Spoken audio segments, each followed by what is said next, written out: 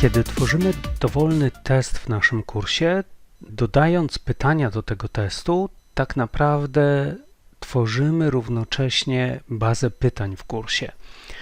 Jest kilka rzeczy, które powinniśmy o tej bazie pytań wiedzieć. Zobaczmy, gdybyśmy zaczęli w tej chwili tworzyć nowy test, czyli włączyłem tryb edycji i do modułu podsumowanie zajęć dodaję test o nazwie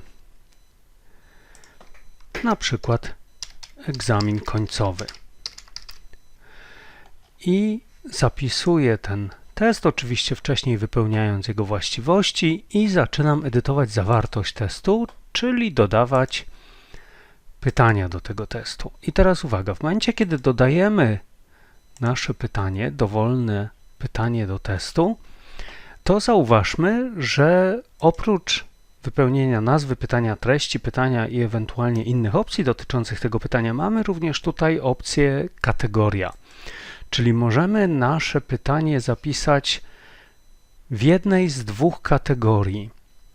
Można tutaj wybrać albo kategorię domyślną dla kursu, w którym w tej chwili jesteśmy, kurs nazywa się Polskie Góry, albo kategorię domyślną dla testu, który w tej chwili tworzymy, czyli egzamin końcowy. Zauważmy, że te dwie kategorie, domyślna dla egzamin końcowy i domyślna dla Polskie Góry, znajdują się pod nagłówkami test egzamin końcowy i kurs Polskie Góry 2. Te nagłówki oznaczają tak zwane konteksty, czyli poziomy bazy pytań. Tworząc pytania w kursie, my zapełniamy bazę pytań, dodajemy te pytania nie tylko do quizu, ale również właśnie do tej bazy pytań i uwaga, ta baza pytań jest podzielona na poziomy, czyli właśnie konteksty. I teraz ważna informacja pierwsza jest taka, że w momencie, kiedy dodajemy pytania do naszego testu i nie będziemy w żaden sposób zmieniali tej opcji, która tutaj jest wybrana jako kategoria, to nasze pytanie, które będziemy dodawali do testu, będzie dodawane do bazy pytań na poziomie całego kursu. Czyli jak widzimy, będzie ono dodane do kategorii domyślnej dla kursu, w którym aktualnie jesteśmy, czyli dla kursu Polskie Góry. I to wydaje się dobrym rozwiązaniem, ponieważ dzięki temu pytanie, które tworzymy w danym teście, będzie mogło być wykorzystane przez nas również w innym teście, w tym samym kursie.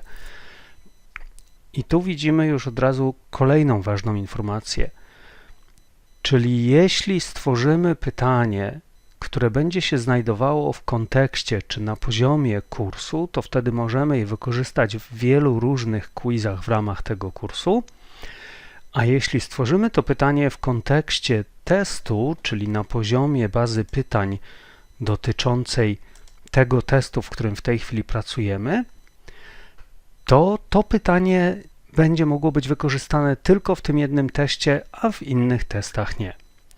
Wydawałoby się więc, że sensowniejsze jest tworzenie pytań w kontekście całego kursu.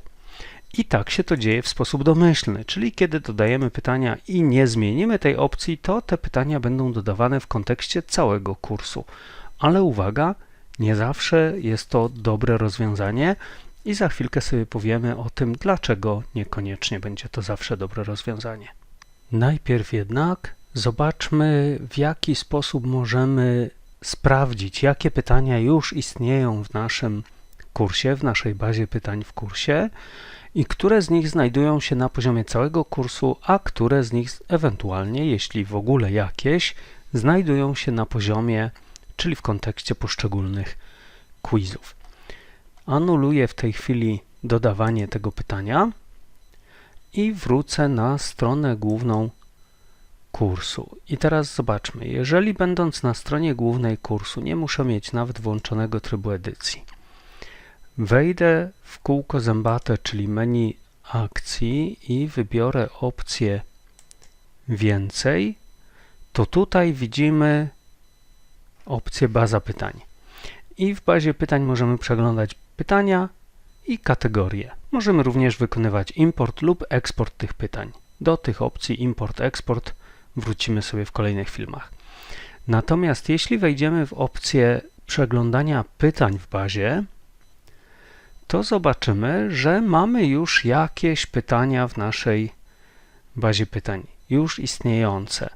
Czyli dodając kolejne quizy w naszym kursie, zaczęliśmy sobie wypełniać trochę nieświadomie naszą bazę pytań i ta baza pytań była wypełniana w kategorii domyślnej dla kursu Polskie Góry. Ponieważ tak się to dzieje w sposób domyślny. Kiedy tworzymy nowe quizy, pytania, jeśli nic nie zmienimy, będą lądowały w kategorii domyślnej dla całego kursu. I jak widać, tych pytań już tutaj trochę jest. Konkretnie jest ich 21. Gdybyśmy teraz przełączyli się na zakładkę kategorie, to zauważmy, że widzimy tutaj, że w tej chwili w kontekście kursu Polskie Góry mamy jedną kategorię domyślną dla całego kursu, domyślnie utworzoną w kursie w momencie, kiedy ten kurs był tworzony. Ale możemy sobie tworzyć również własne kategorie. Czyli możemy sobie w ramach tej naszej kategorii, czy naszego kontekstu Polskie Góry, możemy sobie stworzyć na przykład kategorię na temat dolin. I klikamy Dodaj kategorię. Możemy sobie stworzyć również kategorię na temat szczytów i również utworzyć ją na górze kontekstu kursu Polskie Góry. I klikamy Dodaj kategorię. I w tej chwili w kontekście kursu, czyli na poziomie bazy pytań poświęconej całemu kursowi, mamy już 3 kategorie. Kategorię domyślną dla kursu Polskie Góry, która została utworzona w sposób automatyczny i 2 kategorie, które utworzyliśmy sobie samodzielnie, czyli kategorię doliny i kategorię szczyty. Zauważmy też, że w tej chwili widzimy w tym widoku kategorii, ale również w widoku pytań, gdybyśmy się tutaj przełączyli, widzimy tylko i wyłącznie poziom całego kursu. Dlaczego? Dlatego, że do banku pytań, czy do bazy pytań weszliśmy z poziomu kursu, czyli ze strony głównej kursu weszliśmy w menu kółka zębatego, więcej i tutaj mamy bazę pytań. Wchodząc w ten sposób do bazy pytań, będziemy ją przeglądali tylko na poziomie całego kursu. Natomiast jeśli wejdziemy do konkretnego quizu, czyli na przykład do testu, czy znasz nasze góry i w tej chwili wybierzemy menu akcji i przełączymy się do bazy pytań, to zauważmy, że w tej chwili również widzimy te wszystkie pytania. Widzimy, że one się znajdują w kategorii domyślnej dla kursu Polskie Góry, ale kiedy teraz rozwiniemy tą listę, to mamy tutaj nie tylko dostępne kategorie na poziomie całego kursu, ale również widzimy kategorie na poziomie tego konkretnego quizu, w którym w tej chwili jesteśmy. I jak widać, w niej też, w tej bazie pytań na poziomie quizu również jest automatycznie utworzona kategoria domyślna dla tego quizu, która w tej chwili jest pusta. Nie ma w niej żadnych pytań. I w tej kategorii, czy w tej bazie pytań na poziomie quizu również możemy tworzyć swoje własne podkategorie. Kiedy się przełączymy na zakładkę kategorie, możemy sobie również w ramach testu, czy znasz nasze góry, również tworzyć swoje własne kategorie. Wiemy już, że tworząc kolejne quizy, wypełniamy bazę pytań.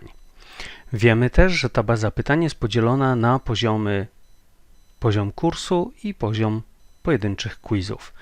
Wiemy również, że tworząc pytania do kolejnych quizów, jeśli nic nie zmienimy, to te pytania będą się zapisywały automatycznie w bazie pytań na poziomie całego kursu.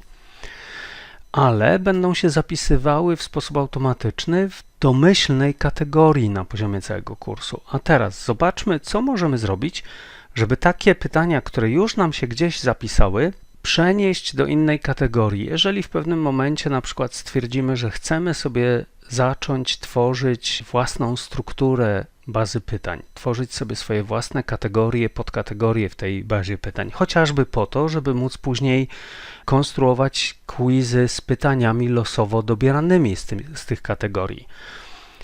To co możemy zrobić, żeby poprzenosić już istniejące pytania pomiędzy kategoriami?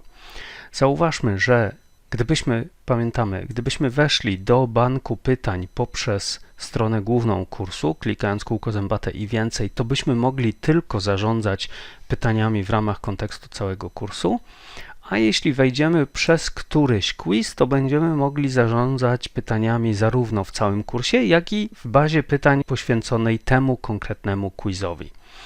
Więc wchodzę do konkretnego quizu i wchodzę do bazy pytań w tym konkretnym quizie, czy przez ten konkretny quiz. Jak widać, ląduje tak czy inaczej w bazie pytań dla całego kursu, dla kursu Polskie Góry, ale jeśli w tej chwili chciałbym wybrane z tych pytań przenieść do innej kategorii, to wystarczy, że takie pytania zaznaczę.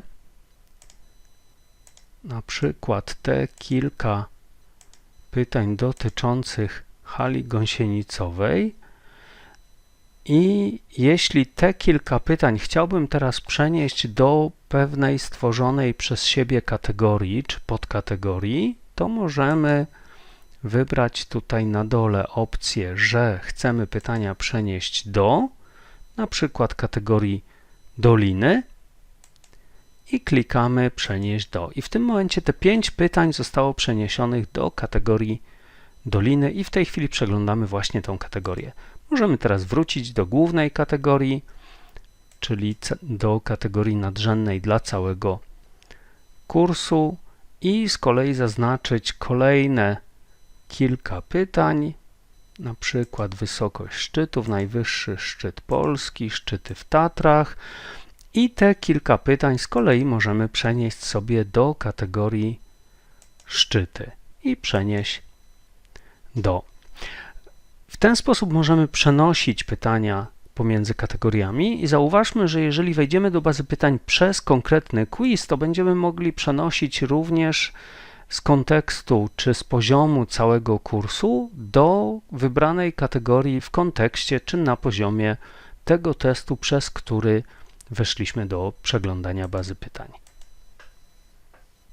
I teraz, jeśli już wiemy te wszystkie rzeczy, to zauważmy, że kiedy konstruujemy nowy quiz, na przykład ten nasz egzamin końcowy, który stworzyłem na początku tego filmu, i kiedy wewnątrz tego egzaminu końcowego wejdę do menu akcji i przełączę się do bazy pytań do widoku kategorii, to mogę od razu, zanim zacznę tworzyć pytania w tym teście, mogę od razu sobie na poziomie bazy pytań poświęconej temu egzaminowi, temu testowi, mogę sobie od razu potworzyć kilka kategorii. Czyli na przykład, skoro jest to egzamin końcowy, to mogę sobie utworzyć kategorię wiedza o górach i umieścić ją na szczycie tego kontekstu bazy pytań poświęconego egzaminowi końcowemu. Mogę sobie również utworzyć kategorię na przykład turystyka górska i również umieścić na szczycie tej bazy pytań poświęconej quizowi i również umieścić tutaj, czy utworzyć kategorię przyroda górska i również umieścić ją na szczycie kontekstu tego quizu.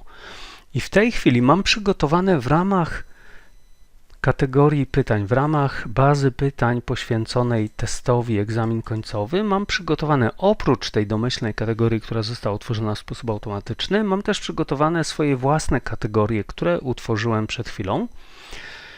I uwaga, kiedy wrócę do egzaminu końcowego i zacznę edytować zawartość tego testu, dodawać pytania do niego, czyli kliknę przycisk edytuj zawartość testu lub jeśli w teście już są jakieś pytania, to skorzystam z opcji kółka zębatego i zawartość testu będę edytował tutaj. to dodając kolejne pytania, będę już teraz mógł całkowicie świadomie wybrać, gdzie, w której kategorii to pytanie ma być umieszczone.